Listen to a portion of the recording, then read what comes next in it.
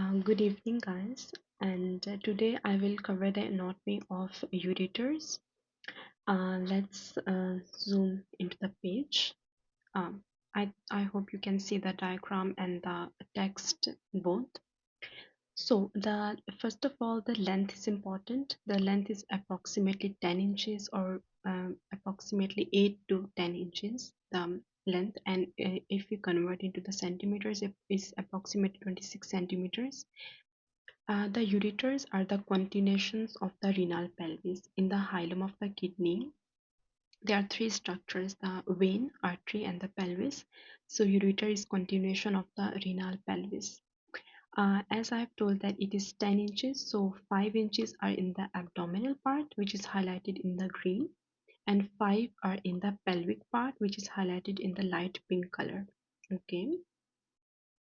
The 5 inches in the abdomen starts from the renal hilum and up to the bifurcation of common iliac artery CIA. Okay, and in the pelvis, it is from the bifurcation of common iliac artery up to the entrance into the posterior superior angle of the bladder.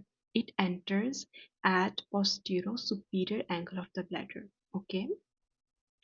Let's talk about the posterior relations. The posterior relations are not so very complex, and it only descends on the psoas major muscle. On the posterior aspect, in the medial side of the abdomen, there is a muscle known as psoas major. And in the anatomy of the kidney, I have also highlighted that psoas major muscle originates from the lumbar vertebra and is inserted into the trochanters of the femur. So psoas major. Just you have to remember the psoas major muscle uh, towards the common iliac artery and uh, enters into the bladder via the posterior superior angle. Okay. Anterior relations are a bit complex, but I have made things clear so you all can understand that. It is slightly different in right and left ureters, as you can see. How to identify which one is the right and which one is the left? Of course, this one is the right part and this one is the left part. So I will write this one is right and this one is the left ureter. Okay, I will start with the right one.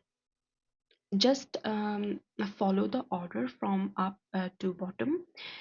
So these are the relations, which organs or which arteries or which vessels are passing in front of the ureter. Okay. On the anterior part, first is the, as it starts from the renal hilum, the renal vessels. It is in relationship with the renal vessels, renal artery and renal vein. Second coming the second part of the duodenum, this one. This is the second part of the duodenum. Then the third part of duodenum. This one is the third part of duodenum. Then four arteries are there on the right side, on the right aspect of the ureter. Okay. First one is the right gonadal artery. This one is the right gonadal artery. It is descending downwards from the abdominal aorta. Okay. The second artery is the right colic artery. This one is the right colic artery. It supplies the ascending colon. Okay. Then is the ileocolic artery. This one. It supplies the ileum as well as the colon. Okay. Then is the superior mesenteric artery itself, which is the largest artery. Like two arteries are there to supply the intestine, the superior mesenteric supplying the midgut, and the inferior mesenteric supplying the hindgut. So this one is the superior mesenteric. And coming downwards is the terminal part of ileum, about here. Okay, about here. This one is the ureter and it is in close proximity to the terminal part of ileum. Then vas deferens in males and broad ligament of the uterus in females. Okay, it's slightly different in males and females. Let's revise it from the top to bottom. First is the renal vessels, the artery and a vein. Then comes the second and third part of duodenum. And then comes four arteries. First is the right colic artery, then is the ileocolic artery, then is the superior mesenteric artery, and the right gonadal artery. Okay. and terminal part of ileum, and vas deferens in males, and broad ligament of uterus in females. And in the text you can see the same things from top to bottom. Okay, let's come towards the left ureter, as I have highlighted in green. So you can see this one is the left ureter. From the top, it's the same as right, the renal vessels, the artery and the vein. Then in the left side, there is the body of pancreas, approximately here. So you can see here, it's not mentioned in the diagram, but I hope the pancreas is here. So the pancreas, then comes the jejunum. Okay, the small intestine, the part of the small intestine which is second, duodenum, jejunum, and ileum. So jejunum, then come four arteries as in the right part, but the four arteries are different here. First one is the left gonadal artery. This one, this is ascending downwards. This one, I hope you can see that, descending downwards from the abdominal aorta. Then comes the left colic artery. This one is the left colic artery. It is supplying the descending colon. Then comes the two sigmoid arteries. This one is the sigmoid arteries. Okay, and here they divide into branches so that every part of the colon can have the blood supply. So just remembering the left colic artery, two sigmoid arteries, and the sigmoid colon itself. Okay, the sigmoid colon itself. So this one is the left ureter, and the relations from top to bottom are the renal vessels, then body of pancreas, then jejunum, then four arteries, the left gonadal, which is descending downwards, left colic, and two sigmoid and sigmoid colon itself. Okay, coming towards the arterial supply of the ureter itself.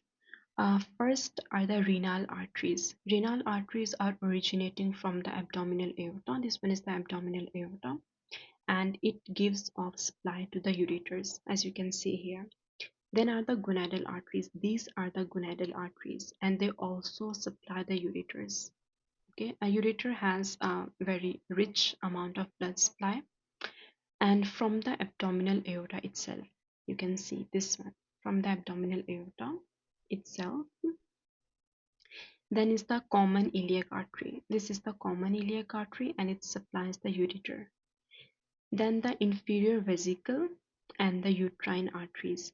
Inferior vesicle and the uterine arteries are the branches of the internal iliac artery, which is the sub branch of a common iliac artery. Okay, and these also supply the ureter. And ureter have many blood supply from various sources, and you can see here approximately 8 arteries supplies the ureter, and it has a rich amount of blood supply. Okay, then comes to the pain. If there is like urolithiasis or nephrolithiasis, there are stones which hinders the passage of urine in the ureters. So the pain referred to the lumbar area. This is the lumbar area on the back, and in front the anterior abdominal wall, and to the external genitalia here. The pain is referred to these points. In our body, there is two types of pain. First is the dull pain, and second one is the sharp pain. Sharp pain is like a pinprick. For example, if we prick a pin into our skin, so we feel the sharp pain. But the diffused pain are like the area which is covered hole in the pain. Okay. Then comes to the lymphatic drainage. Lymphatic drainage of the ureter is by three lymph nodes, and is by the, if we divide the ureter into three parts, so one by third, the upper one by third, middle one by third, and lower one by third. Upper A goes into the para aortic lymph nodes, okay, this one, and the middle goes into the common iliac lymph nodes, okay, and the internal goes into the, of course, the internal iliac lymph nodes. Okay, I don't know, my pen is, I think, not working well, but yeah, you got the point. Next come the x-ray appearance of the uterus. It is very important because in the x-ray we can see the ureters like they descend on the tip of the transverse processes of the lumbar vertebra. These are the lumbar vertebra bodies, and here are the transverse processes coming out of them. So ureter descends on the transverse processes of lumbar vertebra. Then it passes through the sacroiliac joint. Where is the sacroiliac joint? We cannot see here properly, but this one is the sacrum, the ala of sacrum, and here. This one is the sacroiliac joint approximately. It descends in the close proximity to the sacroiliac joint and then to the ischial spine. Okay, and then it enters into the posterior superior angle of the bladder. Okay, there are two types of x-rays. The first is the plain x-ray and the second one is the IVP. IVP means intravenous pyelogram. Intravenous pyelogram means that iodinated contrast material is injected into the veins.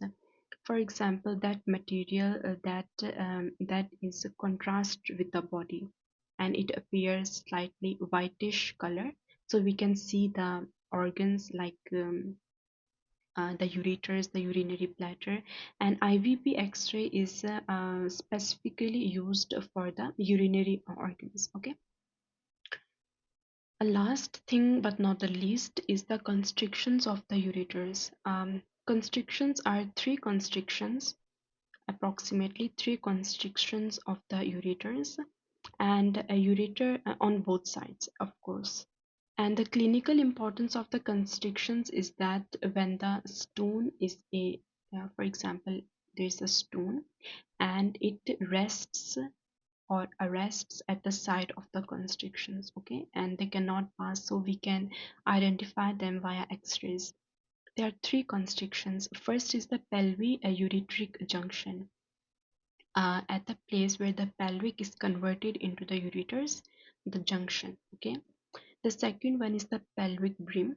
The pelvic brim also, you can identify this constriction as the bifurcation of the common iliac artery. Okay, it is in close proximity to that. The third one is when the ureter enters into the bladder. So it means the uretrovesical junction. Okay, uretrovesical junction. First is pelviureteric.